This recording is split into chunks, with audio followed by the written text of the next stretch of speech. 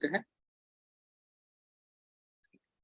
ओम अज्ञानतिमिरन्धस्य ज्ञानाञ्जनशलाकया चक्षुरुन्मिलितं येन तस्मै श्रीगुरुवे नमः। श्रीचैतन्यमनोभीष्टं स्थापितं येन भूतले स्वयं रूपा कदा मह्यं ददाति स्वपदान्तिकं। वन्देऽहं श्रीगुरो श्रीयुतापदकमलं श्रीगुरुन् वैष्णवांश। श्रीरूपं सागरजातं सहगणरघुनाथान्वितं तं सजीवं सावधूतं सावधूतं परिजनसहितं कृष्णचैतन्यदेवं श्री राधा कृष्ण पादान सागण ललिता श्री विशाखान्वितं नमा ओम विष्णु पादाय कृष्ण विष्टाय भूतले श्रीमते भक्ति वेदांत स्वामी निति नामने। नमस्ते सरस्वती देवे गौरवाणी प्रचारिणे निर्विशेष शून्यवादी पाश्चात्य सतारिणे। नमो महावदन्याय कृष्ण प्रेम प्रदायते कृष्णाय कृष्ण चैतन्य नामने गौरत्वसे नमः। हे कृष्ण करुणा सिंधु दीनबंधु जगतपते गोपीशा गोपिका कांत राधा कांत नमस्तुते। तप्त कांचन गौरांगी श्री राधे वृंदावनेश्वरी वृषभानुसुते देवी प्रणमामि हरिप्रिय। वाञ्छाकल्पतरुभ्यश्च कृपा सिन्धुभ्येव च पतितानां पावनेभ्यो वैष्णवेभ्यो नमो नमः। जय श्री कृष्ण चैतन्य प्रभु नित्यानंद श्री अद्वैत गदाधर श्रीवासादि गौर भक्तवृंदा। हरे कृष्णा कृष्णा कृष्णा हरे हरे हरे राम राम राम हरे हरे। कृपया करके मेरे पीछे दोहराएं। ओम नमो भगवते वासुदेवाय। ओम नमो भगवते वासुदेवाय। ओम नमो भगवते वासुदेवाय। ओम नमो भगवते वासुदेवाय। ओम नमो भगवते वासुदेवाय। ओम नमो भगवते वासुदेवाय। नारायणं नमस्कृत्यं नरं चैव नरोत्तमं देवीं सरस्वतीं व्यासं ततो जयामुदीरये। नष्टप्रायेषु अभद्रेषु नित्यं भागवत सेवया भगवती उत्तम श्लोके भक्ति भवति नैष्ठुकी। हरे कृष्णा। तो आप सभी का बहुत बहुत बहुत स्वागत है हमारे बुधवार के सत्संग प्रोग्राम में। श्रीमद् भागवतम से हम हर बुधवार को एक अध्याय से चर्चा करते हैं। उसी श्रेणी में आज हम श्रीमद् भागवतम के तृतीय स्कंद के अष्टम अध्याय से चर्चा करेंगे। उससे पहले मैं आप लोगों को धन्यवाद देना चाहूंगा कि आप में से बहुत सारे भक्त श्री श्री जगन्नाथ बलदेव सुभद्रा महारानी की रथ यात्रा में आए और आप सभी को देखकर बहुत हर्षित हुआ मैं। और हम लोग कितने हर्षित होंगे, उससे ज्यादा जगन्नाथ बलदेव और सुभद्रा महारानी आप लोगों को देखकर हर्षित हुए कि भक्त लोग इतने व्यस्त अपने कार्य से, इतनी व्यस्त अपनी दिनचर्या से उन्होंने समय निकाला और स्पेशली मेरे लिए ही यहाँ पर आए। तो आप देखिए जगन्नाथ के श्रीमुख पर जो इतनी बड़ी हंसी थी और जो आनंद की अनुभूति हो रही थी, और वो अपने दोनों हाथों को फैलाकर अपने भक्तों को आलिंगन करना चाहते थे। और वो मन ही मन नहीं, देखिए जगन्नाथ के पूरे चेहरे से वो हंसी रिफ्लेक्ट हो रही थी, वो दिख रही थी कि वो कितने खुश हैं अपने भक्तों को देखकर। व्यस्तता सभी के जीवन में होती है, ऐसा कोई व्यक्ति नहीं है जो फ्री है। किसी ना किसी कार्यवश, किसी ना किसी काम में हर व्यक्ति लगा रहता है, लेकिन फिर भी अपनी उस व्यस्त दिनचर्या से जगन्नाथ जी के लिए समय निकाला आप लोगों ने, ये बहुत बड़ी बात है। और जगन्नाथ जी कहते हैं कि जब कोई भक्त उनके लिए इस प्रकार से सेवा करता है इतने प्रेम के साथ, तो जगन्नाथ जी या भगवान कृष्ण ऐसे भक्तों के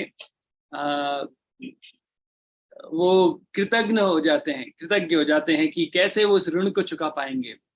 लेकिन फिर भी आप लोगों के प्रेम जो है जगन्नाथ जी का, उसी में आपको आप संतुष्टि महसूस करनी पड़ेगी, क्योंकि जगत के नाथ के पास अभी आपको देने के लिए कुछ नहीं है। क्योंकि आप लोग की जो प्रेम और भक्ति थी, इसके कारण आप लोग आए, और सभी का जो उत्साह से नृत्य हो रहा था, जिस चेहरे की हंसी थी, वो देख के बहुत अच्छी लग रही थी। तो बहुत बहुत धन्यवाद, आप सब आए। तो चलिए हम लोग प्रारंभ करते हैं। तो हम लोगों ने अध्याय 7 तक देखा था, कि किस प्रकार से विदुर जी ने विभिन्न प्रकार के प्रश्न किए। उन्होंने बहुत सारे प्रश्न किए मैत्रेय मुनि से और उनसे कहा कि आप ही सुपात्र हैं ऐसे प्रश्नों के उत्तर देने के लिए। और आप देखें करीब 40-50 कितने सारे प्रश्न उन्होंने किए थे। 2 अध्याय में हम देख रहे हैं केवल विदुर जी प्रश्न ही किए जा रहे हैं। जो 7वां अध्याय था वो भी था कि विदुर के अन्य प्रश्न, तो मुख्य प्रश्न थे, इसके साथ भी अन्य प्रश्न उन्होंने इतने सारे कर दिए। तो यहाँ पर मैत्रेय मुनि अब आंसर देना प्रारंभ करेंगे। उनके जो भी उन्होंने प्रश्न किए थे उनके उत्तर अभी वो देंगे। और जरूरी नहीं है केवल इसी अध्याय में, ऐसे कई अध्याय अभी चलेंगे या पूरे श्रीमद् भागवतम में ये प्रश्न के विवरण मिलेंगे। अभी सबसे पहले आप देखिए कि इस अध्याय के अंदर करीब 33 श्लोक आते हैं, 33 श्लोक इसके अंदर हैं। और शुरू के 9 जो प्रश्न श्लोक हैं उसके अंदर एक बता सकते हैं कि डिसिप्लिक सक्सेशन, अर्थात ये गुरु परंपरा के विषय में बताया गया है कि किस प्रकार से श्रीमद् भागवतम चली आ रही है। तो शुरू के 9 प्रश्नों के अंदर आपको एक गुरु परंपरा दिखाई देगी। जैसे पहले तो वो धन्यवाद देना चाहेंगे मैत्रेय मुनि कि आपने इतने अच्छे प्रश्न किए, क्योंकि देखिए यहाँ पर प्रश्न पूछने वाला व्यक्ति और उत्तर देने वाला व्यक्ति दोनों ही भगवान के शुद्ध भक्त हैं। तो जब ऐसी गंभीर चर्चा होती है तो उस प्रश्न को भी ग्लोरीफाई अर्थात प्रशंसा के योग्य माना जाता है और उस उत्तर को भी ग्लोरीफाई किया जाता है कि भाई आपने जन प्राणियों के लिए या जन प्रतिनिधित्व करते हुए ऐसे प्रश्न किए हैं जो आज के लिए नहीं, करोड़ों करोड़ों युगों तक के लिए ये मान्य है और ये व्यक्ति के वापस भगवत धाम जाने का रास्ता बनेंगे। तो उसके लिए उन्होंने सबसे पहले धन्यवाद दिया और वो फिर विभिन्न प्रकार के प्रश्नों के उत्तर देना चालू करेंगे। फिर 10 से लेके 14 तक के जो प्रश्न हैं, यहाँ पर वो वापस थोड़ी क्रिएशन के बारे में बात करेंगे। जैसे आपने देखा ना, हम लोगों ने पहले बहुत बार डिस्कस किया है, गर्भदक्षाई विष्णु, क्षीरोदक्षाई विष्णु, किस प्रकार से ब्रह्मा जी का दिन होता है, ब्रह्मा जी की रात होती है, ये हम पहले ही डिस्कस कर चुके हैं सारी चीजें। थोड़ी सी वो विवरण उसमें मिलने वाला है हमको। और फिर 15 से लेके 23 में ब्रह्मा जी के जन्म से संबंधित चीजें होंगी कि किस प्रकार से ब्रह्मा जी का जन्म हुआ, वो किस प्रकार से उन्होंने देखा क्या हुआ। और फिर जब ब्रह्मा जी ने जन्म हो गया और ब्रह्मा जी सत्य की खोज में निकलते हैं, देखते हैं, तो श्लोक नंबर 24 से लेकर 33 तक के श्लोक वो हैं जहां पर ब्रह्मा जी भगवान का साक्षात्कार करते हैं, अर्थात भगवान का दर्शन उन्हें प्राप्त होता है और फिर वो उसका कंपैरिजन अलग अलग चीजों से करते हैं। तो यहाँ पर भगवान के सुंदर दर्शन के बारे में बताया गया है। तो चलिए पहले हम लोग देखते हैं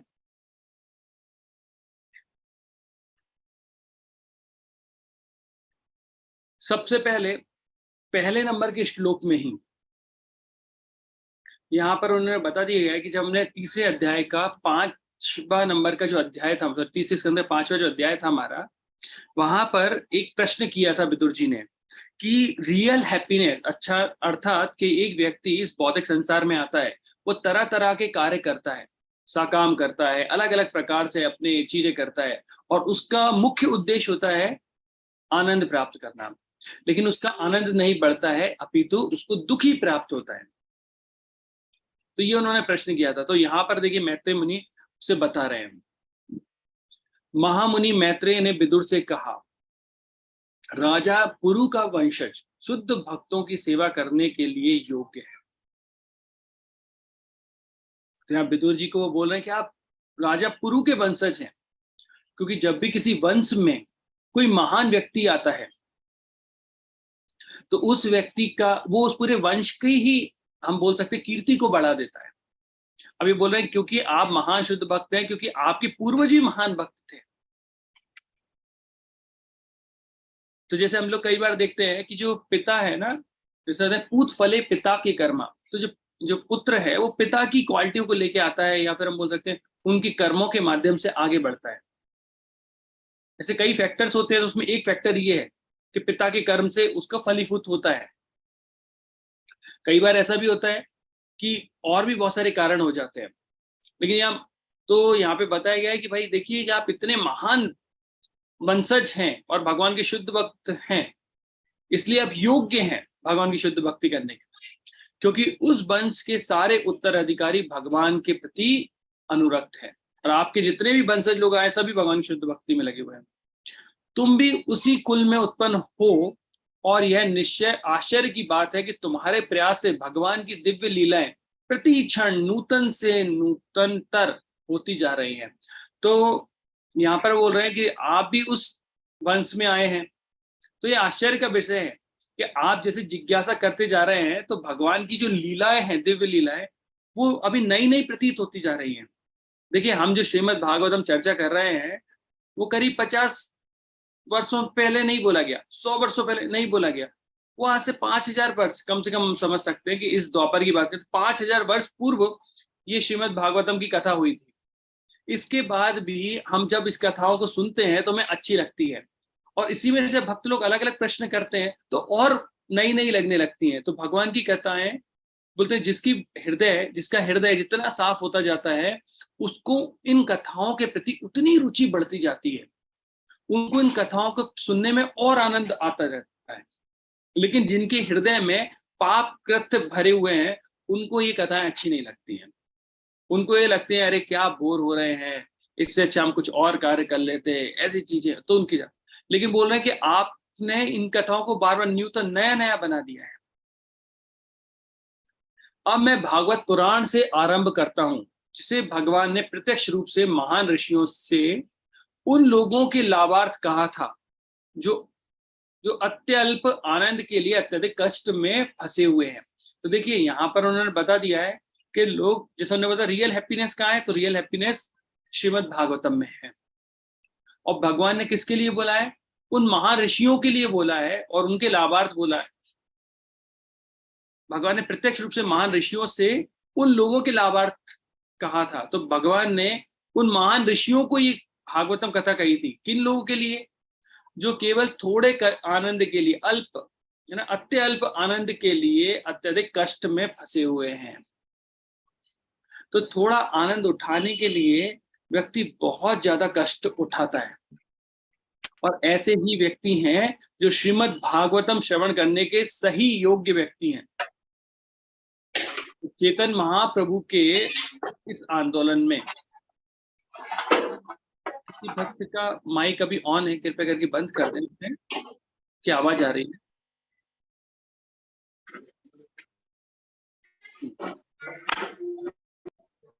तो चेतन महाप्रभु जो इस कलयुग में आए और उन्होंने हम लोग को हरि भक्ति सिखाई, तो वहां पर जैसे भगवान अलग अलग युग में आए तो अलग अलग अपने शस्त्र लेकर आए थे। तो कलयुग में वो प्रेम का अस्त्र लेकर आए हैं। जो जितना बड़े से बड़ा पतित होगा, जो जितना बड़े से बड़ा पापी होगा, भगवान पहले उसका उद्धार करते हैं। तो हम में से किसी को अगर कभी गलती से ऐसा लगे अरे मैं तो बहुत पतित हूँ, बहुत बड़ा पापी हूँ, अरे प्रभु जी आपने तो छोटे छोटे राक्षसों की कथा सुनी है, मैं तो बहुत बड़ा राक्षस हूँ, है ना। और अगर मैंने महामंत्र का जप कर लिया तो हो सकता है महामंत्र ही दूषित हो जाए। तो महाप्रभु ऐसे लोगों के लिए बोल रहे हैं कि आप चिंता मत कीजिए, आपका फर्स्ट नंबर है, आपको चिंता करने की जरूरत नहीं है। जो पतित से पतित है, जो महान पतित है, उन लोगों के लिए ही मैं संसार में आया हूं। कई लोगों से मैं, जिसे हम बोलते हैं कि भगवत गीता, नहीं नहीं प्रभु जी हम बहुत पापी हैं, भगवत गीता को कैसे छू सकते हैं, बस बोला आप छू लीजिए। बोले नहीं नहीं नहीं, बहुत पापी, आप क्या बताएं। बोला भगवान का नाम, अरे प्रभु आप समझते नहीं, हम जिस तरीके से कार्य कर रहे हैं उस तरीके से भगवान का नाम ही दूषित हो जाएगा, पतित, हम इतने पतित हैं। तो वो इतने पतित होते हैं कि वो भगवान का नाम ही नहीं लेते। और कुछ लोग ऐसे होते हैं कि जिनके जीवन में कुछ हो जाता है या फिर उनको ऐसा लगता है कि कुछ हो गया तो भगवान से दूरी बना के रखते हैं। मतलब मेरे जीवन में मैंने इतने पाप कर लिए हैं और इस पापों के कारण अब मैं भक्ति नहीं कर सकता। तो वहां पर एक प्रिंसिपल आता है, इस प्रिंसिपल को हमें समझना चाहिए कि जब भी आपके जीवन में आपको लगे कि आप किन्हीं पाप कृत्यों के कारण आप भगवान से दूर जा रहे हैं, या आप खुद मतलब आपने पाप कर दिए हैं और अब आप भक्ति नहीं करना चाहते, तो ये ध्यान रखिएगा, गिल्ट शुड बी और मस्ट भी, ऐसा बोल सकते हैं, in between you and Maya, not in between you and Krishna. तो गिल्ट जो है वो हमेशा आप और माया के बीच में होना चाहिए, क्योंकि आपने जो पाप कृत्य किए हैं तो उनसे दूरी बनाना है, भगवान कृष्ण से दूरी नहीं बनाना है। अभी लोग क्या बोलते हैं, अरे प्रभु हमने इतने पाप कर दिए हैं, इतने हमने क्या क्या किए, हम आपको क्या बताएं, अब हम भक्ति नहीं कर सकते। भक्ति नहीं करेंगे तो क्या करेंगे, फिर पाप करेंगे वापस। तो जब भी कभी कुछ गलत होता है तो हम क्या करते हैं, दूरी बनाते हैं भगवान से, जबकि दूरी बनाना चाहिए माया से। इसलिए हिज होलीनेस भक्ति चारू स्वामी गुरु महाराज बोलते थे कि कभी भी कुछ भी परिस्थिति आ जाए, कैसी भी परिस्थिति आ जाए, लेकिन इस्कॉन को कभी नहीं छोड़ना है। No matter what happen in your life, no matter, उन्हें बोलते इससे कोई फर्क नहीं पड़ता कि क्या बड़े से बड़ा काम आपने कर दिया है, आप जगाई मदाई से बड़े पतित हो गए हैं या और भी बड़े आपने अपराध कर दिए हैं, कुछ भी कर दिया है, नो मैटर, आपको इस्कॉन को नहीं छोड़ना है। क्योंकि अगर हम इस्कॉन को छोड़ देंगे तो हम वापस वही पापपूर्ण कृत्यों में रहेंगे। जैसे मान लीजिए कोई भक्त है, अच्छे से पालन कर रहा है, बोला नहीं नहीं प्रभु जी जम नहीं रहा है, यहाँ पे भक्त लोग बहुत पॉलिटिक्स करते हैं, है ना, और कोई 16 माला सही से नहीं करता है और मुझे अच्छा नहीं लग रहा, मैं तो दूसरी जगह जा रहा हूं। क्या होगा, तो धीरे धीरे भक्तों के संग से दूर जाएगा। अगर इस्कॉन में या अगर भक्तों के संग में पॉलिटिक्स है तो इस भौतिक जगत में क्या है, बोलते हैं if bhakti is difficult then material life is impossible. Shri Prabhupada ji बोलते हैं अगर भक्ति करना आपको लग रहा है कठिन है तो फिर ये भौतिक जगत तो मुश्किल है, इम्पॉसिबल है। यहाँ पर तो आपको समझ में ही नहीं आएगा क्या चल रहा है। आजकल हम देख रहे हैं, आपको एक बार आप एक न्यूज़पेपर पढ़ लीजिए, आपको इस संसार के बारे में पता लग जाएगा। मैंने अपने काउंसलर से पूछा था कि इतनी भक्ति में सिंसियरिटी कैसी आई आपके, तो उन्होंने बोला कि मैं डॉक्टर हूं ना। बोला तुम जो मटेरियल वर्ल्ड देखते हो मैं उसे डेली देखता हूँ, तुम केवल शास्त्रों में पढ़ते हो, मैं देखता हूँ। जब मैं हॉस्पिटल में जाता हूँ तो देखता हूँ, जो ब्यूटी को देख के आप अट्रैक्ट होते हो वही ब्यूटी जब पड़ी रहती है बेड पर तब समझ में आता है ना। तो एक लिक्विड ब्यूटी की कथा आती है शास्त्रों में, कई बार हमने चर्चा भी की। तो लिक्विड ब्यूटी में आता है कि एक बार एक पुरुष रहता है, वो मतलब एक जगह के राजा रहते हैं और वो एक बार शिकार खेलने के लिए जा रहे होते हैं, तो उसी बीच में उनकी नजर एक सुंदर स्त्री पे पड़ती है। और वो जो स्त्री रहती है वो सुंदर रहती है लेकिन संत हृदय की रहती है, उसका हृदय संत की तरह रहता है। तो वो राजा उसे देखता है और उसे देखकर मोहित हो जाता है। राजा उसके पास जाता है और राजा उससे कहता है कि आपकी सुंदरता को देखकर मैं मोहित हो गया, मैं आपसे विवाह करना चाहता हूँ। तो बोलती है अच्छा। बोला आप मेरी सुंदरता से मोहित हो गए हैं। बोला हाँ, मैं आपके इस रूप को देखकर, इस रंग को देखकर मैं इस सुंदरता चाहता हूं आपकी। ठीक है, आप मेरी सुंदरता चाहते हैं तो ठीक है। बोला आप एक काम कीजिए, आज से 15 दिन बाद आइएगा, मैं आपको अपनी ये सुंदरता दे दूंगा। अभी राजा जो कह रहा था उससे कि भाई मैं सुंदरता से मोहित हो गया हूं और मैं आपकी सुंदरता चाहता हूं, उसने कहा ठीक है आप आ जाइएगा। तो 15 दिन उसने बोला ठीक है। 15 दिन में वो संत हृदय की जो स्त्री थी उसने दवाई ढूंढी। दवाई कौन सी, जिससे उसे लूज मोशन लग जाए और वॉमिटिंग हो, ऐसी दवाई उसने ढूंढी और उसने खाना स्टार्ट किया। 15 दिन तो नहीं, लेकिन उसने और कम समय मांगा था। तो उसने कहा ठीक है, तो पहले दवाई वही ढूंढ ढाड़ के फिर उसने खाना स्टार्ट किया और 2-3 दिन पहले ही उसके आने के पहले उसने खाना चालू किया और बड़े बड़े पॉट रख लिए उसने, बड़े बड़े बर्तन जो मटके वटके टाइप होते हैं वैसे रख लिए। उल्टी करती उसी बर्तन में करती, उसी बर्तन में उल्टी करती और दस्त कर करके उसने इकट्ठे करके रख लिया। और आप सोचिए जिस व्यक्ति को 3-4 दिन से लगातार या एक हफ्ते से जिसको उल्टी दस्त लगातार हो रहे हैं, वोमिटिंग, उसकी कंडीशन कैसी होगी। तो बिल्कुल वो स्त्री बूढ़ी सी लगने लगी। फिर वही जो राजा था वो वहां पहुंचते 15 दिन बाद, थोड़ा इधर उधर देखते हुए कि हाँ आज पहली बार मैं जा रहा हूँ, है ना, लव एट फर्स्ट साइट, मतलब जो प्रेम जो था उन्हें एक साइड देखकर हो गया ना, love at first sight, divorce at first fight. जैसे बोलते हैं प्यार जो एक नजर पे होता है, पहली लड़ाई में डिवोर्स भी हो जाता है, love at first sight, divorce at first fight. तो उस पहली नजर के प्यार के लिए वो जा रहे हैं राजा, और जाते हैं तो देखता है कोई सुंदर स्त्री नहीं दिखाई देती, तो वहां पे बूढ़ी अम्मा बैठी रहती है। तो बूढ़ी अम्मा से बोलते हैं, अरे अम्मा जी, आपने वो सुंदर स्त्री को देखा है क्या? बोला, कौन सी सुंदर स्त्री? अरे वही सुंदर स्त्री जिसने उसे वादा किया था कि 15 दिन बाद मैं यहाँ मिलूंगी उसे और अपनी सुंदरता उसे दूंगी। बोला, अरे राजा, आपने पहचाना नहीं, वो सुंदर स्त्री मैं ही तो हूँ। जब वो ऐसे सुनता है राजा तो उसे देखता है और हंसने लगता है, हा हा हा, क्या बात कर रहे हैं आप भी, मतलब आपको मजाक करने का और कोई व्यक्ति नहीं मिला सुबह से जो आप मुझे मजाक कर रहे हैं। तो वो स्त्री बोलती, नहीं नहीं, वो सुंदर स्त्री मैं ही हूँ, और आपके लिए वो सुंदरता मैंने बचा के रखी है। आपने बोला था ना आपको सुंदरता चाहिए, तो मैंने आपके लिए सुंदरता बचा के रखी। बोला बोला अच्छा। तो राजा बोलता, अच्छा? बोला, कहाँ है? बोला, वो पॉट जो भरे रखे ना उसमें देख लीजिए जाके। तो राजा जाता है, वो पॉट जो बर्तन रहते हैं ढके हुए रहते हैं, राजा उठाता है उसको, और उठाता है तो देखकर वापस उसे उल्टियां होने लगती हैं, क्योंकि इतनी बदबू और इतनी सब कुछ आ रही होती है। तो राजा कहता है, ये क्या मजाक है, ये कैसी सुंदरता है? तो उसने बोलती, यही तो रियल सुंदरता है, लिक्विड ब्यूटी है ये। बोला, यही तो मेरे अंदर थी जिसको आप देखकर खुश हो रहे थे, और अब ये मैंने बाहर निकाल दी आपके लिए, क्योंकि आप बोल रहे थे कि सुंदरता चाहते हैं। तो आप देखिए कि राजा को समझ में आया कि लिक्विड ब्यूटी क्या है, और उसको समझ में आ गया कि एक्चुअली मैं शरीर के प्रति आसक्त हो रहा हूँ, रियल ब्यूटी ये नहीं है, रियल ब्यूटी आत्मा की ही होती है, और हम इस शरीर के प्रति आसक्त हो रहे हैं। अभी हम देख रहे हैं, अभी हम किस पे जाते हैं? टाइट स्किन पे जाते हैं, और जैसे जैसे वो टाइट स्किन ढीली होती जाती है, व्यक्ति की ब्यूटी गिरती जाती है समय के अनुसार। समय का एक पड़ाव आता है, धीरे धीरे धीरे करके व्यक्ति बढ़ता है, फिर मेंटेन होता है, और उस समय उसकी एक एज होती है सर्टन, जहाँ पे बहुत अट्रैक्ट करते हैं, फिर धीरे धीरे करके वो गिरने लगती है, और व्यक्ति उस समय बहुत ज्यादा आकर्षित हो जाता है। तो राजा के साथ ये लिक्विड ब्यूटी का केस हुआ।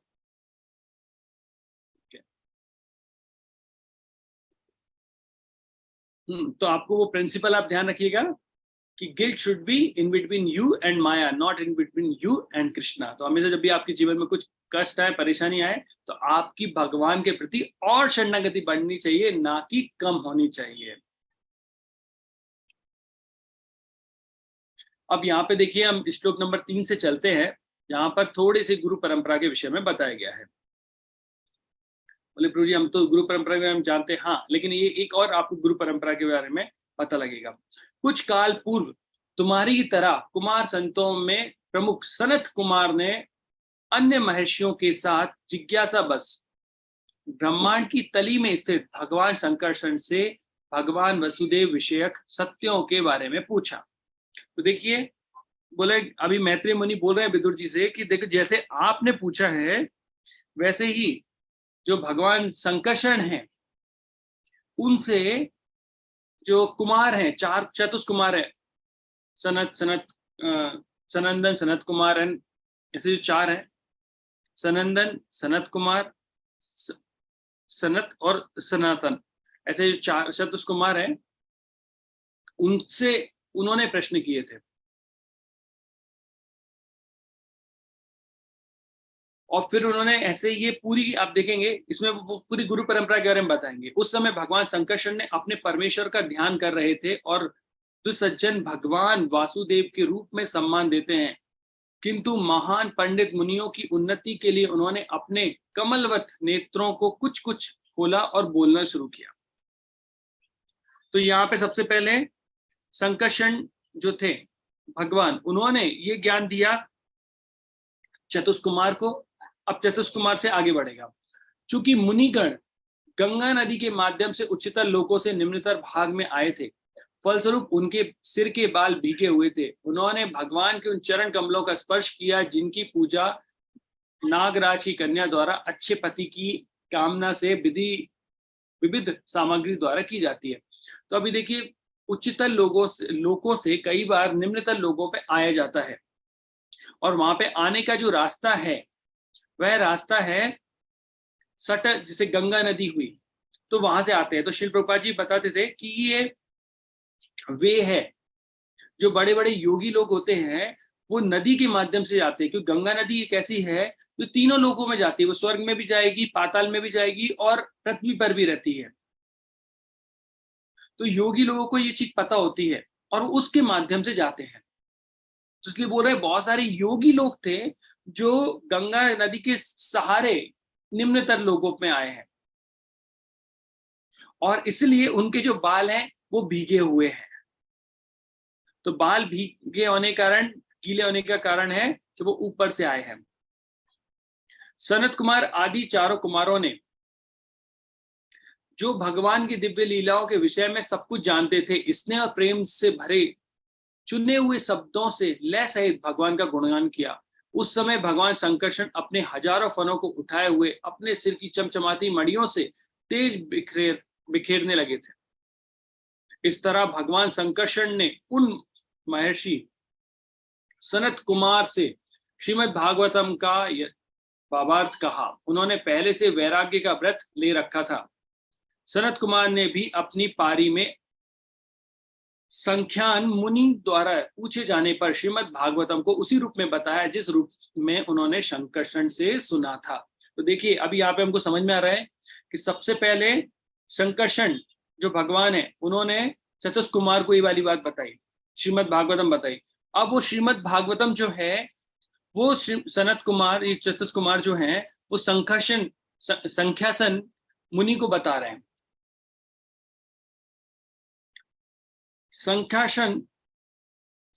संख्यासन मुनि आध्यात्मवादियों में प्रमुख थे, और जब वे श्रीमद् भागवतम के शब्दों में भगवान की महिमा का वर्णन कर रहे थे तो ऐसा हुआ कि मेरे गुरु पराशर तथा बृहस्पति दोनों ने उनको सुना। तो अभी संख्यासन मुनि से ये आ गए पराशर मुनि पर और बृहस्पति पर, और मैं अब आपको समझ में आ रहा होगा कि ये मैत्रेय मुनि बोल रहे हैं कि मेरे गुरु, तो पराशर मुनि और बृहस्पति उनके गुरु हैं, अर्थात मेन तो उनके पराशर जो हैं वो गुरु हैं। तो बोला मेरे गुरु पराशर बृहस्पति दोनों ने सुना। और जैसा कि पहले कहा जा चुका है कि महर्षि पराशर ने महर्षि पुलस्त के द्वारा कहे जाने पर मुझे अग्रगण्य पुराण सुनाया। हे पुत्र, जिस रूप में उसे मैंने सुना उसी रूप में तुम्हारे सम्मुख उसका वर्णन करूंगा, क्योंकि तुम सदा ही मेरे श्रद्धालु अनुयायी रहे हो। तो आई थिंक आपको अभी ये गुरु परंपरा समझ में आ गई होगी ये कहां से चल रही है। तो मैत्रेय मुनि ने कहां से सुना है? मैत्रेय मुनि ने सुना अपने गुरु पराशर मुनि से। पराशर मुनि ने किससे सुना? संख्यासन मुनि से। संख्यासन मुनि ने किससे सुना? चतुष्कुमार से, सनातन कुमार से। उन्होंने किससे सुना? संकर्षण से, है ना। तो इस तरीके से गुरु परंपरा चल रही आ रही है। और ऐसा क्यों बताया जा रहा है? ऐसा इसलिए बताया जा रहा है कि ये जो ज्ञान है वो परंपरा के माध्यम से आ रहा है। ऐसा नहीं है कि इसे अपनी मनोकल्पना के द्वारा ये श्रीमद् भागवतम बता दी गई। वरना क्या होता है कि आप देखेंगे ये मनोकल्पना का विषय बहुत हो जाता है। मैं अपनी वाइफ के साथ अभी बैठा हुआ था और वो कुछ इंस्टाग्राम पे मुझे बता रही थी, तो उसने मुझे बताया कि आजकल एक ट्रेंड चल गया है कि लोग कुछ भी बोलते हैं और उसके सामने लगा देते हैं भगवान कृष्ण ने कहा है, तुमने अगर ऐसा किया तो तुम्हें वैसा ही मिलेगा। भगवान कृष्ण ने कहा है, ये वो बोल रहे थे कि एग्जैक्टली क्या वर्ड उसने मुझे बताए थे। भगवान कृष्ण ने कहा है अगर किसी जगह पर तुम्हारी इज्जत नहीं होती है तो वहां चुप रहना ही जरूरी है ना। और ऐसा एक किसी ने रील बना के डाल दिया। तो मैंने उससे बोला कि भगवान कहा तो है, कमेंट पूछो ये कहाँ पर कहा है भगवान ने। पूछना भी आवश्यकता है ना कि कहाँ पे कहा गया है भैया ये भगवान ने। तो आजकल ये ट्रेंड हो जाता है कि थोड़ा भगवत गीता, लोग थोड़े मॉडर्नाइज हो गए हैं, भगवत गीता सुनना चाहते हैं या फिर भगवान के बारे में जानना चाहते हैं, तो लोग कुछ भी करते हैं और उसमें भगवान का एक वो जोड़ देते हैं। जैसे क्या होता है, जैसे हम लोग कभी केक बनाते हैं और केक बनाने के बाद उसमें एक फ्लेवर दे देते हैं। केक की मेन डिश क्या होती है वो सब जानते हैं, दूध वगैरह से आप क्रीम वगैरह से केक बनाते हैं, और केक बनाने के बाद उसमें एक फ्लेवर दे देते हैं, कभी स्ट्रॉबेरी फ्लेवर, कभी वैनिला, कभी बटर स्कॉच, वो एक और फ्लेवर रहता है, बाकी सारे इंग्रेडिएंट सेम रहते हैं। या फिर हम कोई डिश बनाते हैं, कुछ अच्छी डिश बनाई और उसके ऊपर से थोड़ा सा धनिया डाल दिया। उसी तरीके से लोग अपनी इंद्र तृप्ति की, सेंस ग्रेटिफिकेशन की डिश बनाते हैं और उस पर भक्ति का धनिया छिड़क देते हैं, उसे फ्लेवर दे देते हैं। मैं तो फिर भी ज्यादा बोल रहा हूँ कि धनिया छिड़क देते हैं लोग, तो वो भी नहीं छिड़कते, बस केवल एक टैग दे देते हैं उसको। अब भगवान कृष्ण ने कहा है ये चीजें कि जब कोई तुम्हारी बात ना सुने तो तुम्हें चुप रहना चाहिए या ऐसा करना चाहिए? ये किस शास्त्रों में बोला गया है? नहीं पता है। और यही कारण होते हैं कि आजकल लोग धर्म की बातों को या फिर शास्त्रों में दी गई चीजों को नकारते हैं, क्योंकि हमने उसका गलत उपयोग किया है। तो गलत उपयोग से बचना चाहिए। जब भी कोई ऐसा बोलता है तो उसे पूछ लेना चाहिए कि भाई साहब आप जो बता रहे हैं वो कौन से शास्त्र से हो रहा है। मैं आपसे जब भी जो भी हम लोग चर्चा करते हैं, हम श्रीमद् भागवतम खोलते हैं, श्लोक ट्रांसलेशन पढ़ते हैं, फिर उनके भावार्थ से समझते हैं। ऐसा नहीं होता कि मैं मन से आपको बताऊं ये ऐसा आ रहा था वो वैसा जा रहा था। और इसलिए शास्त्रों में भी इसका प्रमाणीकृत दिया जाता है कि भाई जो मैत्रेय मुनि से विदुर जी सुन रहे हैं, तो मैत्रेय मुनि पहले उन्हें रेफरेंस दे रहे हैं कि मैंने कहां से सुना है और मेरे गुरु कौन है, और इसलिए मैं तुम्हें बता रहा हूं। मतलब मैत्रेय मुनि ये नहीं बोल रहे अरे जरूरत क्या है, मैं तो महान ज्ञाता हूं, मैं तो कुछ भी बता सकता हूं। लेकिन शास्त्रों में हर चीज को यथा योग्य बताया गया है और यथा संभव उनके जो जो रेफरेंस दे सकते हैं। अभी हम भागवतम पढ़ेंगे ना, तो अभी आप जो भी राजा या जो चीज सुनेंगे तो उनकी पूरी वंशावली के बारे में बताया गया है कि ये राजा कौन थे, इनके पुत्र कौन थे, इनके पिता कौन थे, सबके बारे में बताया जाता है। आपको सारी वंशावली पता लग जाएगी। ऐसा नहीं कि मनोकल्पना के द्वारा बनाई गई चीजें हैं। अभी देखिए यहाँ पर एक पराशर मुनि के यज्ञ के बारे में बताया कि पराशर मुनि ने एक यज्ञ किया क्योंकि उनके पिता को असुरों ने क्या किया था, मार दिया था।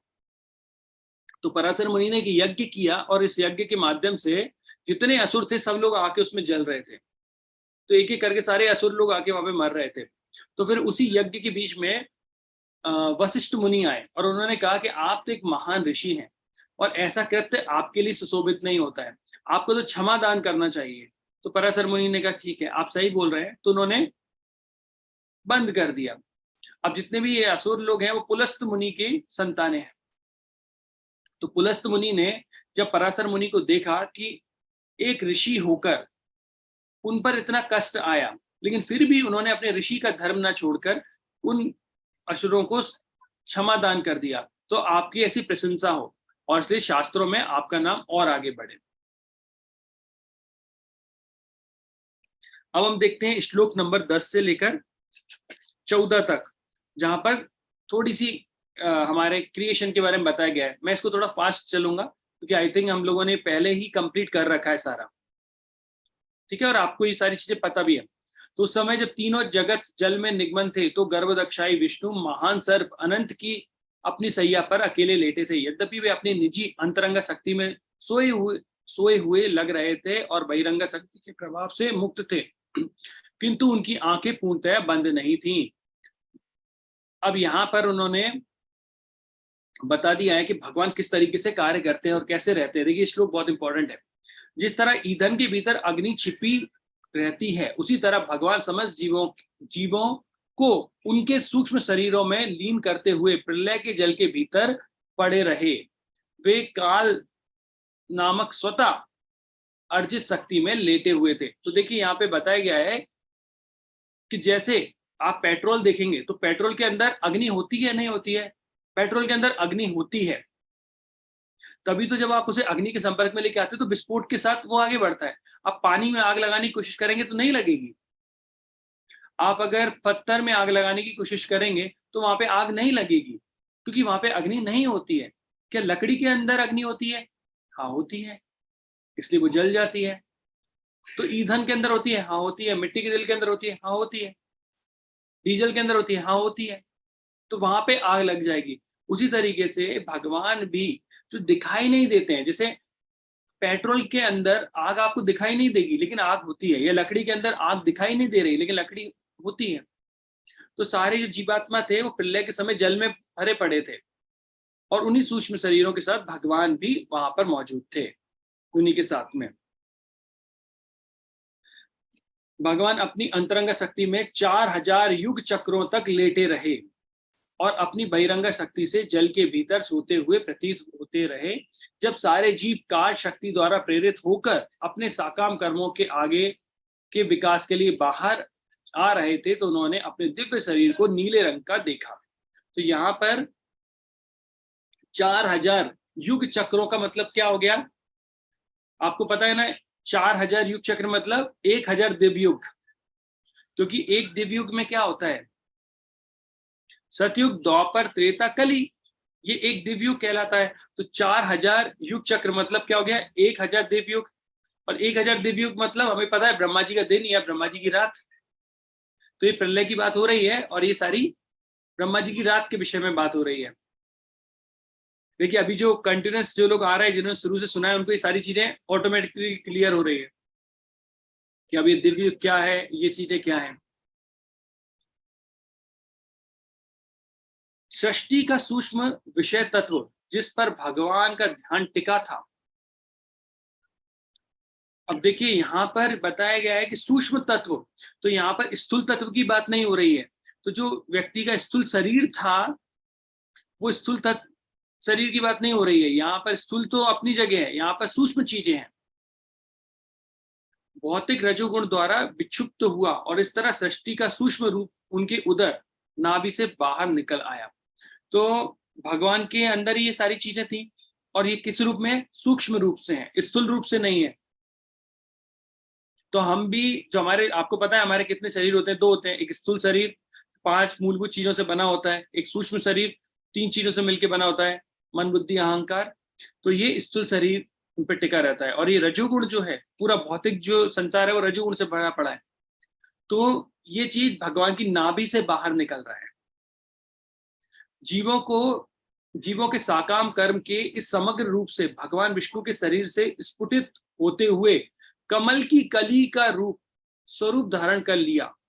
फिर उनकी परम इच्छा से इसने सूर्य की तरह हर वस्तु को आलोकित किया और प्रलय के अपार जल को सुखा डाला।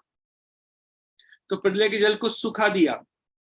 तो एक कमल की कली के रूप में, अर्थात भगवान की नाभि से, अभी वहां पे लिखा था नाभि से, तो वो एक रजोगुण से जो हमारी सूक्ष्म शरीर है वो सब कुछ एक कमल के पुष्प के रूप में निकला भगवान की नाभि से और उसने वो प्रलय के जल को सुखा दिया।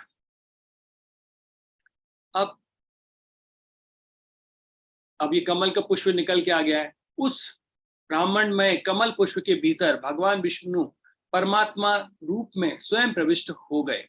तो उस कमल पुष्प के अंदर भगवान परमात्मा रूप में आ गए। जब यह इस तरह भौतिक प्रकृति के समस्त गुणों से गर्वित हो गया, और गर्वित अर्थात जो भी भौतिक गुण जो हैं या भौतिक चीजें जो चाहिए एक संसार को मेंटेन करने के लिए, भगवान ने उसको पूरा उसमें डाल दिया। सब कुछ उसके अंदर आ गया है अभी भौतिक प्रकृति के अंदर। तो जैसे भगवान एक पिता और एक माता, तो पिता और माता जब मिलते हैं तो पिता से वो सोल माता के शरीर में जाती है और फिर वो आगे बढ़ती है। तो वैसे भगवान ने प्रकृति जो हमारी माता है उसको गर्भित कर दिया। तो साक्षात वैदिक ज्ञान उत्पन्न हुआ जिसे हम स्वयंभू ब्रह्मा कहते हैं।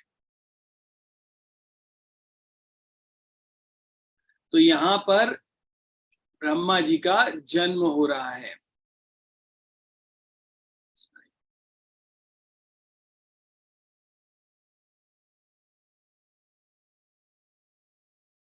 तो ब्रह्मा जी का जन्म कहां से हो गया है?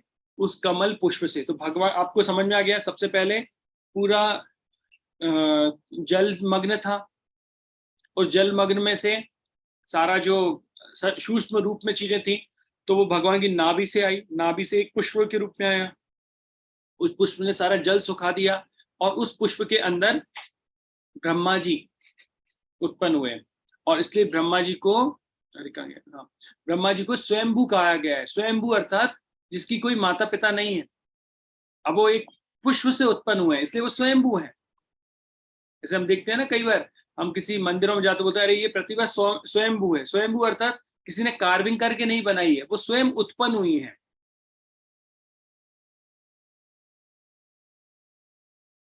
कमल के फूल से उत्पन्न हुए ब्रह्मा जगत को नहीं देख सके, यद्यपि वे कोश में स्थित थे, अतः उन्होंने सारे अंतरिक्ष की परिक्रमा की और सभी दिशाओं में अपनी आंखें घुमाते समय उन्होंने 4 दिशाओं के रूप में 4 सिर प्राप्त किए। तो भगवान अभी वो देख नहीं पा रहे हैं, ब्रह्मा जी को देख नहीं पा रहे हैं, और उन्होंने 4 जगह अपनी नजर घुमाई और उसको यहाँ पर 4 सिर प्राप्त हो गए हैं।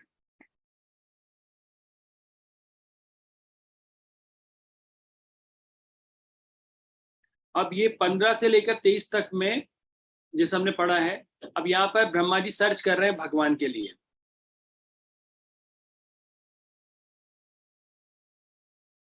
तो उस समय कमल पर स्थित ब्रह्मा ना तो सृष्टि को, ना कमल को, ना ही अपने आप को भली भांति समझ सके। युग के अंत में प्रलय वायु जल तथा कमल को बड़ी बड़ी भंवरों में हिलने लगी। तो वो देख नहीं पा रहे, कुछ चीजें नहीं समझ में आ रही उनको, अभी ब्रह्मा जी बिल्कुल समझ नहीं पा रहे हैं।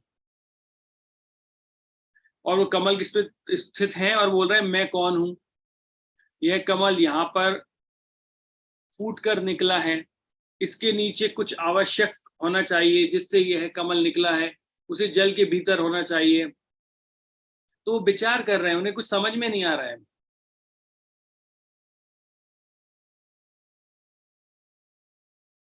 और इस तरीके से उन्होंने कमल के पुष्प के अंदर भी प्रवेश किया और वो अंदर तक गए, लेकिन उन्हें कुछ प्रविष्ट करके वो भगवान की नाभि तक पहुंच गए। देखिए यहाँ पे लिखा है प्रविष्ट होकर विष्णु की नाभि के निकटतम जाकर भी जड़ का पता नहीं लगा पाए।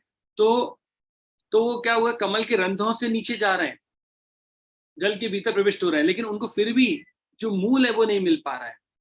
देखिए इसका श्लोक का तात्पर्य पढ़ेंगे तो आपको समझ में आएगा कि क्यों ऐसा हो रहा है।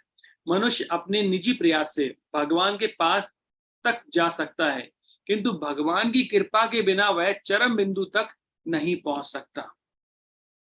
भगवान विषयक यह समझ एकमात्र भक्ति योग से संभव है, जैसा भगवद गीता 1855 में पुष्टि की गई है कि भक्त्या माम अभिजानति यावनेस्मि तत्वता। तो केवल भक्ति के माध्यम से ही व्यक्ति भगवान को जान सकता है या चरम बिंदु तक पहुंच सकता है। तो देखिए व्यक्ति अपने निजी प्रयास, कितना भी प्रयास करेगा वो तो भगवान के पास पहुंच जाएगा, लेकिन फिर भी भगवान को नहीं जान पाएगा। क्योंकि भगवान को जानने के लिए केवल आपको एक ही चीज जरूरत है, भक्ति की। तो अब मुझे कोई बताएगा कि हम लोग कार्तिक में दामोदर भगवान को बांधते हैं और बोलते हैं कि हर बार यशोदा मैया की 2 अंगुल रस्सी छुट्टी पड़ती थी। तो वो 2 अंगुल रस्सी क्या थी, किसे पता है? भक्त का प्रयास हाँ, और भगवान की कृपा। करेक्ट। तो भक्त का प्रयास और भगवान की कृपा, तो ये 2 चीज बहुत महत्वपूर्ण है। एक है भक्त का प्रयास और दूसरा भगवान की कृपा। तो देखिए भक्त अगर प्रयास नहीं करेंगे, है ना, तो फिर क्या होगा उसका। एक सॉन्ग बता रहा था कि भाई भैया आपको अगर तारना है तो खुद कृपा करके तारो, भक्ति से तारोगे तो फिर क्या मतलब, हमारे एफर्ट डले तो नहीं। भगवान ये बताना चाहते हैं कि मेरे भक्त आलसी नहीं हैं, वो मेहनत करते हैं, प्रेम करते हैं, लेकिन वो कुछ चाहते नहीं है। ये बात अलग है कि वो कुछ मांगते नहीं है मुझसे, लेकिन वो आलसी नहीं है, वो सदा ही मेरी सेवा में लगे रहते हैं। जैसे एक माँ अपने बच्चे की सेवा में लगी रहती है, उसे खिलाती है, पिलाती है। एक्चुअली मैं आजकल ये ज्यादा एग्जांपल इसलिए देता हूँ कि पहले मुझे इसका ज्ञान नहीं था, पहले मैंने माँ और बच्चा ये सब कुछ सुना था, लेकिन अभी मैं देख पा रहा हूँ कि एक बच्चे को बड़ा करने में कितना एफर्ट लगता है।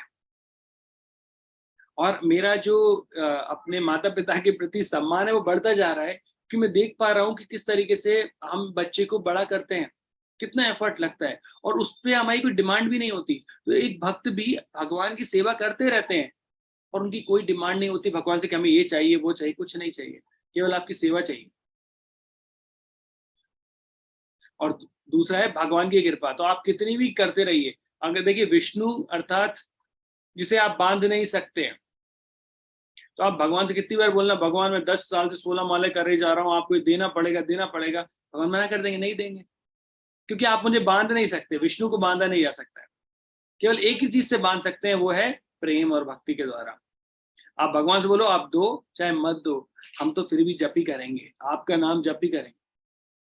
आप हमारी रक्षा कीजिए या फिर मार दीजिए, कोई फर्क नहीं पड़ता, फिर भी हम आपकी सेवा करेंगे। फिर भगवान ऐसे देखते हैं, ऐसे अब तो कुछ नहीं कर सकते, अब तो आप फिर भगवान आते ही है। मैं एक तुकाराम महाराज का वो देख रहा था, तुकाराम महाराज जैसे मराठी में बोल रहे थे भगवान को कि पांडुरंगा, अब आप रक्षा करो या मत करो, आपकी इच्छा है तो मार दो और आपकी इच्छा है तो मैं सेव करूं, लेकिन मैं आपके नाम का जप करना नहीं बंद करूंगा, मैं जप करूंगा ही। अब आप आपके ऊपर है कि आपको क्या करना है, क्योंकि आप इंडिपेंडेंट है, सोराट भगवान सोराट था उनकी इच्छा पे, लेकिन मैं जप करना बंद नहीं करूंगा। तो भगवान तो बंद गए। तो फिर इस तरीके से प्रेम से आप बांध सकते हैं। तो हे विदुर, अपने अस्तित्व के विषय में इस तरह खोज करते हुए ब्रह्मा अपने चरम काल तक पहुंच गए, जो विष्णु के हाथों का शाश्वत चक्र है, जो जीव के मन में मृत्यु भय की भांति भय उत्पन्न करता रहता है। तो धीरे धीरे करके उनका समय बढ़ रहा है ब्रह्मा जी का।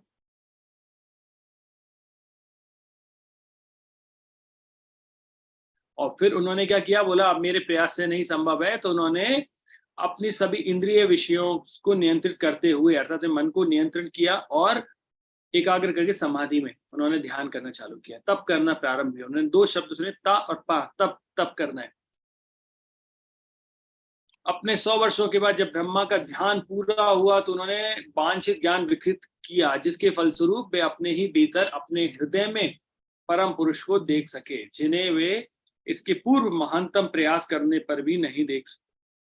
तो देखिए, उन्होंने ध्यान किया और ध्यान के फलस्वरूप अपने हृदय में जो परमात्मा है उनका उन्होंने। तो योग का सही अर्थ यही होता है, योग अर्थात आत्मा परमात्मा का योग, मिलना। अब योग दिलाए रोग से निरोग, वो एक्चुअली एक्सटर्नल इफेक्ट है उसका। क्या जब आप योग करेंगे तो जिससे आपका शरीर स्वस्थ रहेगा, लेकिन योग का मूल कर्तव्य है कि आप आत्मा का परमात्मा से योग हो जाए, मिल जाए। जिसे हिंदी आती है तो हम बचपन में या हिंदी मीडियम के बच्चों को जानते हैं, योग मतलब जोड़ना, 2 और 2 का योग, बोलते योग करिए घटाइए, तो उसका मतलब होता है जोड़ना। तो ये जोड़ना होता है आत्मा का परमात्मा से। तो अभी देखिए, जब उन्होंने ध्यान कर लिया है, अब उन्हें ज्ञान प्राप्त हो गया है, तो अब वो कर पाए, देख पाएंगे। कहां पर देख पाएंगे? अपने हृदय में भगवान।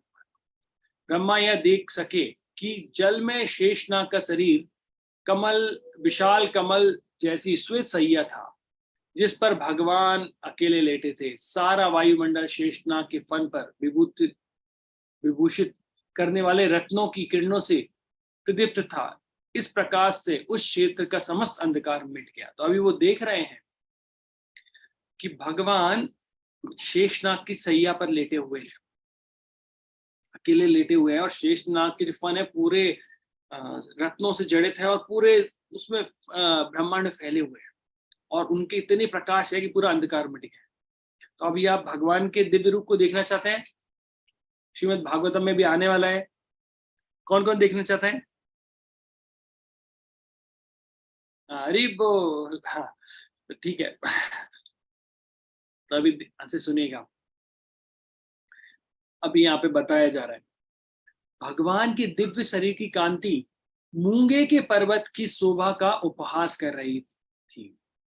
तो ब्रह्मा जी देख रहे हैं कि जो मूंगे का पर्वत, मूंगा एक रत्न होता है, हम जानते हैं, लाल मूंगा भी आता है, पीला भी आता है, सफेद भी आता है, ऐसे अलग अलग कलर में आता है। तो मूंगा, तो उसका एक पर्वत है, और उसकी शोभा जितना होता है ना, उसका उपहास कर रही है।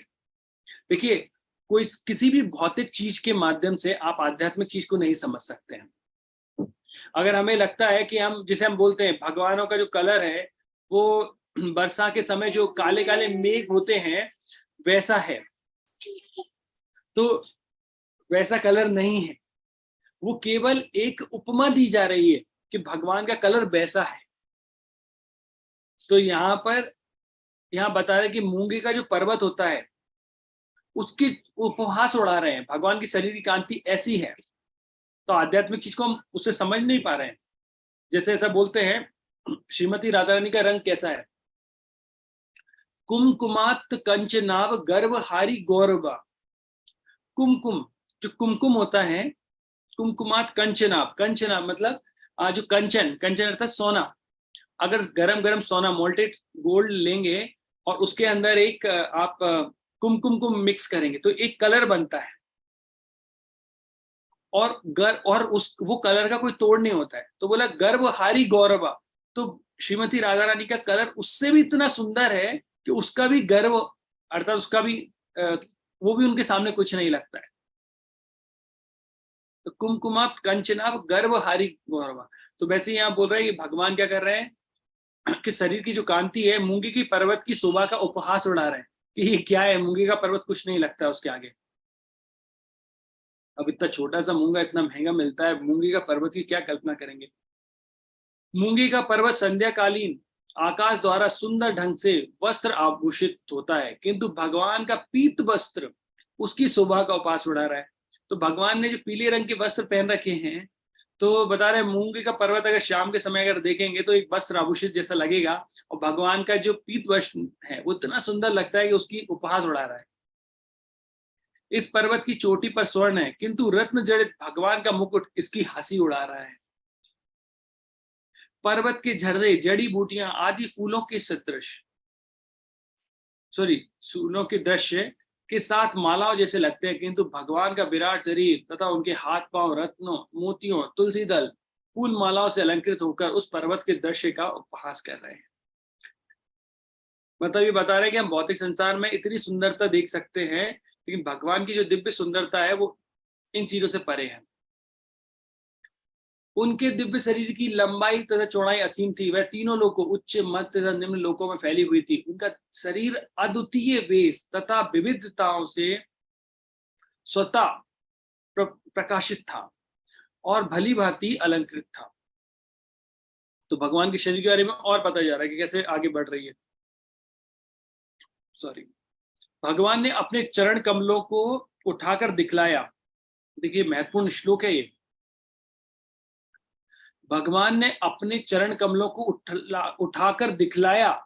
उनके चरण कमल समस्त भौतिक कल्मश से रहित भक्ति में सेवा द्वारा प्राप्त होने वाले समस्त बरों के स्रोत हैं।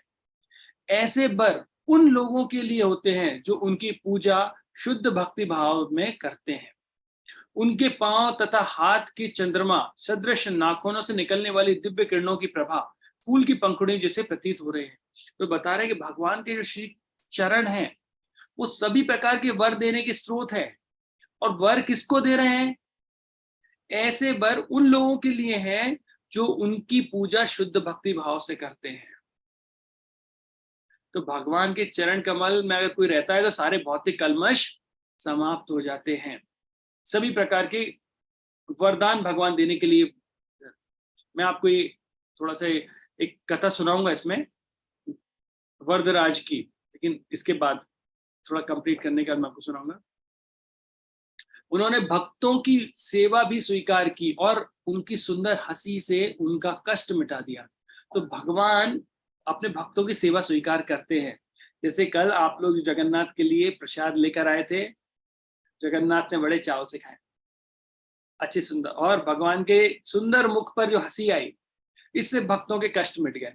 सोचिए इतनी धूप में इतने दूर से, वैसे 7-8 किलोमीटर चलते नहीं बनती, लेकिन अभी नाचते हुए आए, चलते हुए नहीं आए, नाचते हुए गाते हुए आए भक्त लोग। तो भगवान की वो स्माइल ने सभी भक्तों के कष्ट मिटा दिए। कुंडलों से सुसज्जित उनके मुख का प्रतिबिंब अत्यंत मनोहारी था, क्योंकि यह उनके होठों की किरणों तथा उनकी नाक तथा भौहों की सुंदरता से जगमगा रहा था।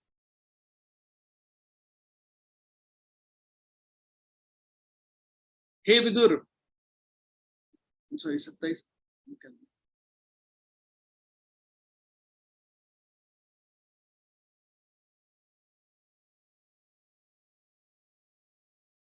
हे विदुर, भगवान की कमर पीले वस्त्र से ढकी हुई थी जो कदम फूल के केसरिया फूल जैसा प्रतीत हो रहा था, और इसका अति सुसज्जित करधनी घिरे हुए थी।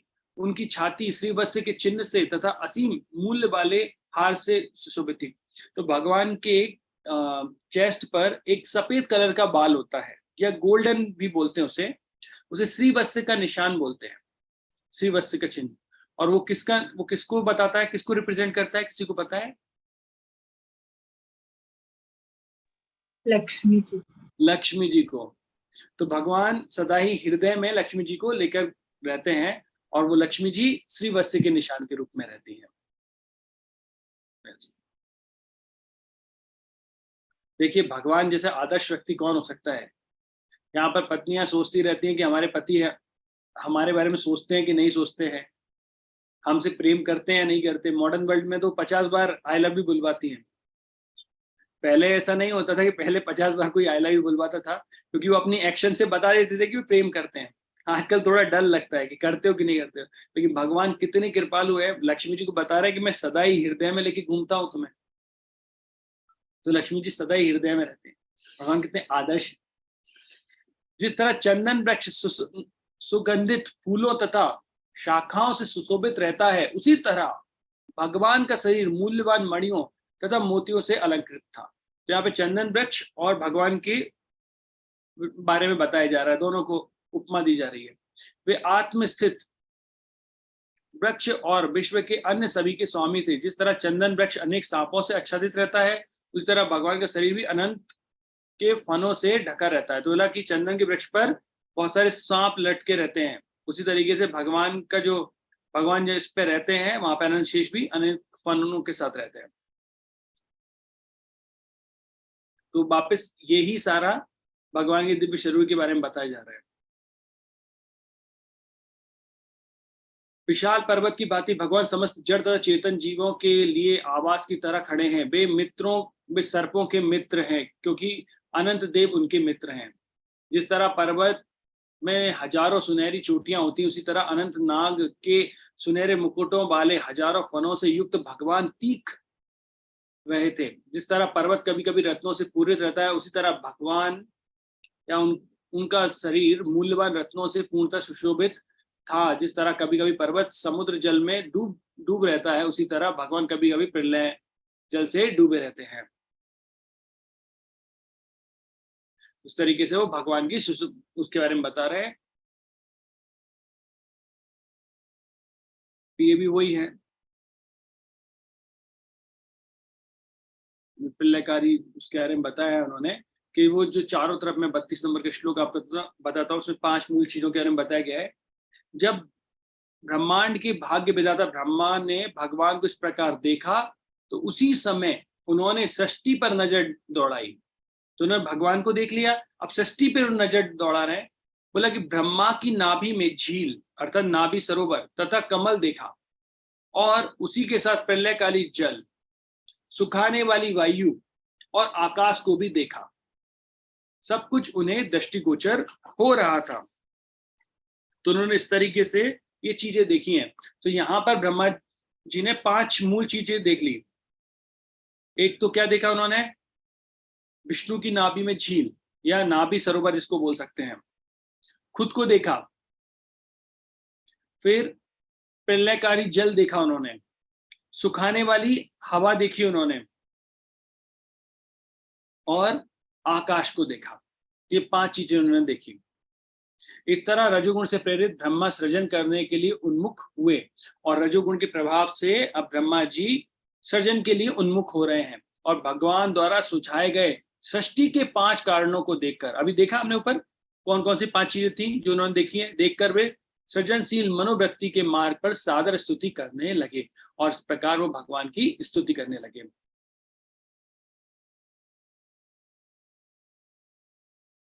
तो मैं आपको एक मतलब 2 मिनट में एक स्टोरी सुनाता हूँ जो मुझे एकदम से याद आई।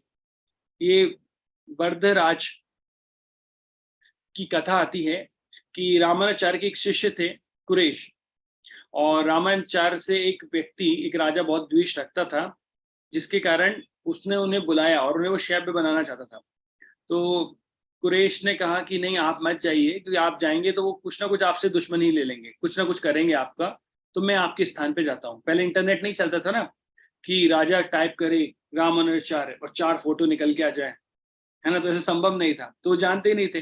तो भले ही कुरेश गृहस्थ थे और रामाचार्य सन्यासी थे, लेकिन कुरेश ने रामाचार्य के वस्त्र धारण किए और चले गए, और उस व्यक्ति के साथ बहुत उनका शास्त्रार्थ हुआ। और जब कुरेश नहीं माने तो उन्होंने कुरेश की आंखें फोड़ दी, ऐसा सोच के कि उन्होंने रामानुजाचार्य की आंखें फोड़ी हैं।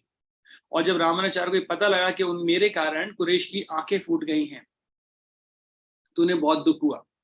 बहुत लंबी कथा है, हम कभी और भी डिस्कस करेंगे। तो यहाँ पर रामाचार्य जब कुरैश के पास आते हैं, उनसे बोलते हैं कि कुरैश तुम बर्धराज के पास जाओ। साउथ इंडिया में अर्थात दक्षिण भारत में बर्धराज का मंदिर है। बर्धराज का क्या मतलब हुआ?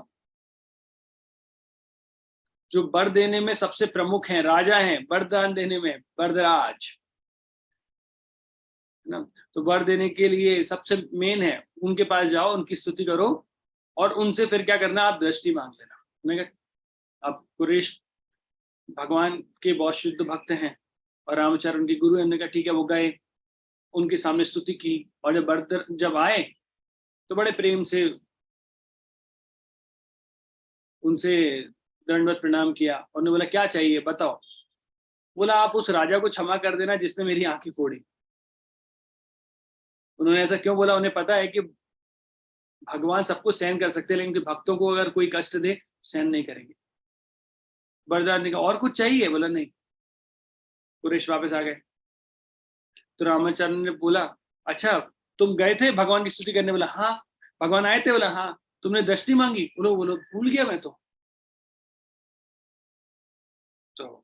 रामाचार्य बोलते हैं ये कौन सी बात हुई? बोले जाओ दोबारा जाओ। फिर दूसरे दिन फिर भेजते हैं।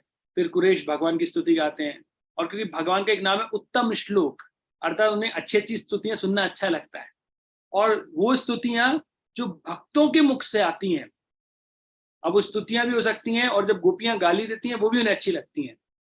भगवान बोलते हैं शास्त्रों में जो स्तुतियां रहती है ना, आप परम पिता हो, परमात्मा हो, आप असीम हो, अनंत हो, उतना मजा नहीं आता है।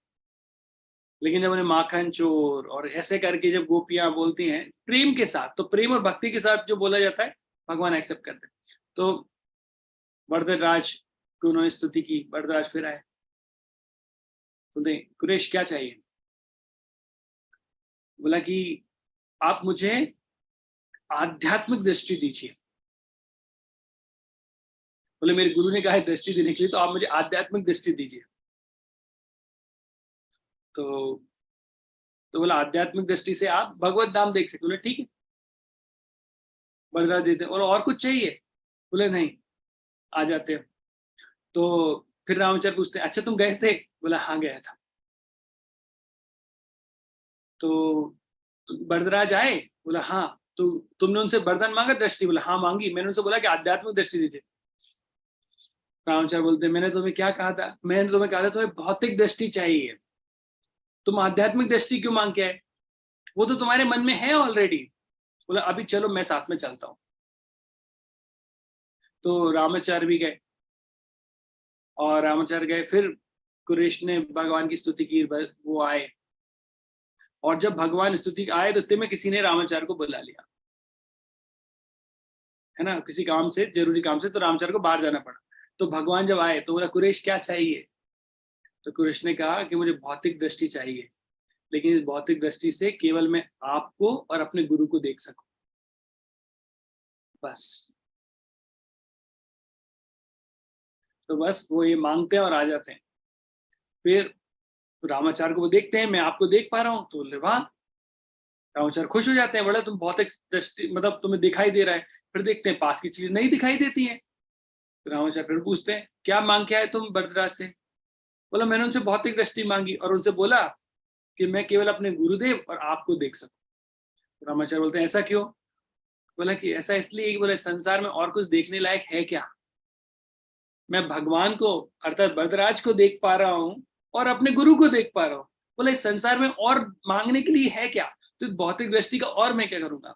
तो रामानुजाचार्य समझ जाते हैं कि कुरैश जो है भगवान के शुद्ध भक्त हैं और वो नहीं मानेंगे। भले ही वो उनके शिष्य हैं, इसलिए ऐसा बोलते थे रामानुजाचार्य हैं, क्योंकि उनके शिष्य कुरैश है। तो भगवान कृपालु होते हैं, बरदराज वो हर वरद देने तैयार होते हैं, गुरु भी कृपालु होते हैं। लेकिन भक्तों को देखिए वो क्या क्या मांगते हैं, वो अपने लिए कुछ भी नहीं मांगते। और कितनी अच्छी बात है कि संसार में भगवान और गुरु को देखने के अलावा और कुछ देखने के लिए है क्या? क्या देखें? तो ये बहुत अच्छी बात है। सॉरी आज बहुत लेट हो गया कथा में। तो अगर किसी का कोई प्रश्न है तो एक दो प्रश्न कर सकते हैं, अन्यथा हम लोग क्लास को एंड कर सकते हैं। ओके रीता माता जी आपने हैंड रेज किया है। हरे कृष्णा प्रभु जी। हरे कृष्ण माता जी। प्रभु जी, मेरा क्वेश्चन था कि ये जो विष्णु भगवान जल में ही क्यों लेटे रहते हैं, जल के पीछे का कंसेप्ट क्या है? कारण सागर, क्षीर सागर और गर्भोदक सागर, ये मतलब एग्जैक्ट कंसेप्ट क्या है इसके पीछे? नहीं माता जी, ऐसा नहीं है कारण सागर, या फिर ऐसा बोल सकते हैं ये तो जलमग्न भी है। वहां पर तो अलग अलग प्रकार के समुद्र होते हैं। क्षीरोदक्षाई विष्णु अर्थात जो सफेद मिल्क अर्थात दूध के उसमें है। क्षीर सागर काय का है? पानी का सागर थोड़ी है, दूध का है। दूध का है। हाँ, पर सागर ही क्यों है? भगवान सागर में ही क्यों लेटे रहते हैं? सागर में क्यों लेटे रहते हैं? क्योंकि वो जल से मतलब जल से या चीजों से, मतलब एग्जैक्टली मुझे नहीं पता है कि भगवान सागर में ही क्यों लेटे रहते हैं। तो और कहीं पर लेटे रहते तो हम एक प्रश्न करते कि वहां क्यों लेटे रहते हैं। तो ये तो एक लीला है। एग्जैक्टली मुझे नहीं पता माता जी कि वो जल में या समुद्र में क्यों लेटे रहते हैं। बाकी भगवत धाम में अगर या उधर जाएंगे, या इवन भौतिक संसार में भी बताया गया है, अलग अलग प्रकार के समुद्र होते हैं। जल का भी होता है, दूध का भी होता है, मैंने सुना है सोमरस शराब का भी होता है, खीर का भी होता है, अलग अलग मधु का भी होता है। तो हम तो जी। क्या है, सब लोअर कैटेगरी के ना, इसलिए हमको नमकीन वाटर का ही केवल मिला है समुद्र। तो प्रभु जी, जब वहां पे ब्रह्मा जी ने भगवान का दर्शन किया था, तो लक्ष्मी जी भी उनके साथ थी क्या वहां पे? नहीं, वहां पर लिखा है ना अकेले लेटे हुए हैं। मतलब गर्भोदक्षा विष्णु जी के साथ लक्ष्मी जी साथ में नहीं है? हाँ, देखिए वहां पे मेंशन किया गया है कि वहां पे वो अकेले लेटे हुए थे, और श्री वत्स के रूप में लक्ष्मी जी थी। जी, एक्चुअली जो गोलोक चार्ट है ना, उसमें लक्ष्मी जी दिखाई गई है। हाँ, लक्ष्मी जी रहती है माता जी, लेकिन यहाँ पर श्रीमद् भागवतम में मेंशन किया गया है, अभी ये वाला जो पार्ट है ना, कि उन्होंने जब दर्शन किए तो उस समय, देखिए वो कौन सा श्लोक है, करीब 15-16 में हो गया। सर एक मिनट में आपको ये करके बताता हूँ। हाँ, वो अकेले ही बताया गया है।